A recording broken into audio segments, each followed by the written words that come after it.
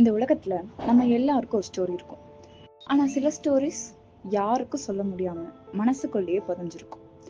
இந்த கதை ஒரு காதல் கதை மட்டும் இல்ல. இது தனிமை, பயம், வலி, அத பத்தினது. இந்த கதையில ஹீரோ இல்ல, வில்லன் இல்ல. இந்த கதை ஒரு பெண்ணோட தனிமையை பத்தியும் ஒரு ஆணோட மறைஞ்ச வலிய பத்தியும். அவங்க 2 பேர் சந்திச்ச ஒரு சின்ன நேரம் எப்படி அவங்க வாழ்க்கையவே மாத்துச்சுன்னு சொல்ற கதை. மீரா இண்டோர்ல வாழ்ற ஒரு சாதாரண பொண்ணு. அவ லைஃப்ல பெரிய கஷ்டம்னு ஒண்ணும் இல்ல, ஆனா சந்தோஷம்னு ஒண்ணும் இல்ல. அவ டெய்லியும் காலையில அலாரம் அடிச்சதும் எந்திரிக்கிறா, ஆபீஸ் போறா, ஆபீஸ் முடிச்சதும் வீட்டுக்கு வரா, தூங்குறா. திரும்ப திரும்ப இதே ரொட்டீன் தான். திரும்ப திரும்ப அதே முகங்களை பார்க்க வேண்டியதா இருந்துச்சு. அவ பண்ற ஒவ்வொரு அசைவையும் ஜட்ஜ் பண்றதுக்கு அங்க நிறைய பேர் இருந்தாங்க, ஆனா அவளுக்குன்னு யாரும் இல்ல. சோ இந்த எம்டினஸ் தான் அவளை இண்டோர்ல தொலைச்சிச்சு. சோ ஒரு நாள் மீரா லேட் நைட்ல அவ வாழ்க்கையில என்ன நடக்குது அப்படின்னு யோசிச்சு பார்த்துட்டு இருக்கும்போது அவளுக்கு ஒரு கேள்வியும் பயமும் வருது. இந்த வாழ்க்கை தான் கடைசி வரைக்கும் இருக்குமா அப்படின்னு. முறையா அவ்வளோ பெரிய சிட்டிக்கு தனியா போறா. அவளுக்கு தேவைப்படும் புதிய முகங்கள், புதிய கேள்விகள் இல்லாத ஒரு இடம், ஜட்ஜ் பண்ணாத ஒரு சைலன்ஸ். மீரா இந்த புது வாழ்க்கைக்கு பழகிட்டு இருக்கா.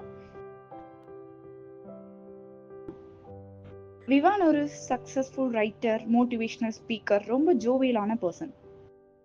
ஒரு நாள் கேஃபிடேரியால விவான் காஃபி குடிச்சிட்டு இருந்தான். அப்ப ஆப்போசிட்ல ஒரு பொண்ணு அவன் எழுதின புக்கை படிச்சிட்டு இருக்கிறதுல பாக்குறான். அவளோட கண்கள் மட்டும்தான் தெரியுது. அவ முகத்தை புக் மறைச்சிருச்சு. அவங்க 2 பேரும் கண்ணோட கண் பாத்துக்கிறாங்க. விவான் அவனை அறிமுகப்படுத்துறான். உடனே அவ அந்த புக் எழுதினவரோட பேர் கூட விவான் தான் சொல்றான். விவான் ஒரு சின்ன ஸ்மைலோட உங்க நேம் என்ன அப்படின்னு கேக்குறான். என்னோட பேரு மீரான்னு சொல்றான். இந்த புக் நல்லா இருக்கா அப்படின்ட்டு கேக்குறான்.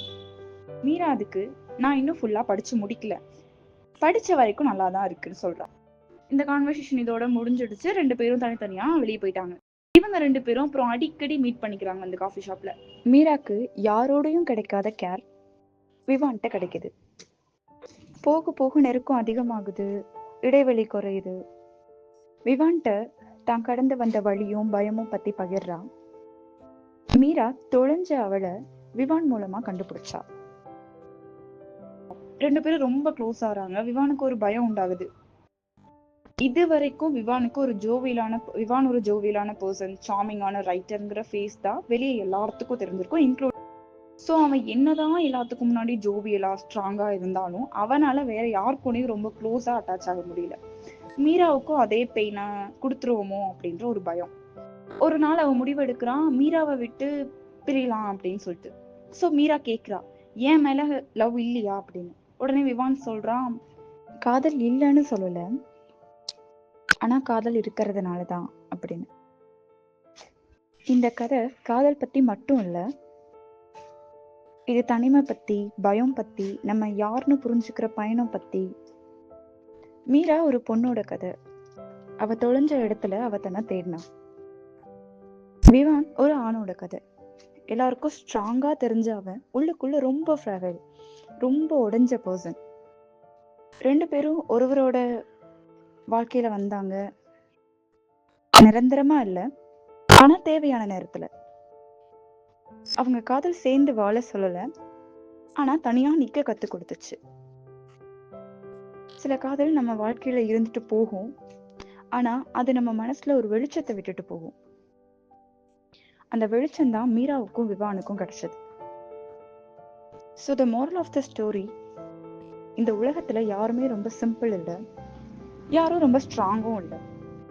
எல்லாருக்கும் சொல்ல முடியாத ஒரு கதை இருக்கு. Because everyone has a story.